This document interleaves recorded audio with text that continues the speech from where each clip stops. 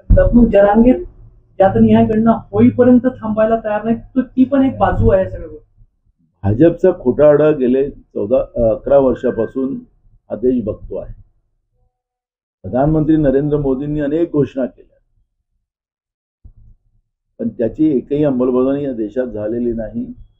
राज्याच्या फडणवीस सरकारने 2014 ते 19 अनेक घोषणा केल्या, त्याची अंमलबजावणी झाली नाही. गेल्या 2.5 वर्षात अंमलबजावणी झाली नाही. त्यामुळे या सरकारवर विश्वास कोणी ठेवावा? ना शेतकरी ठेवायला तयार आहेत.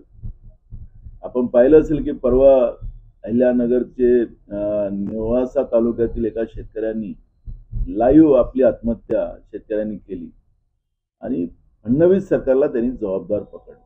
मला तर खरं तर या सरकारवरच आता आत्महत्येच्या पहिले कोणी कोणाचं नाव घेत असेल तर कायदाच आहे, त्यांच्यावर गुन्हा दाखल झाला पाहिजे. या सरकारवर गुन्हा दाखल झाला पाहिजे.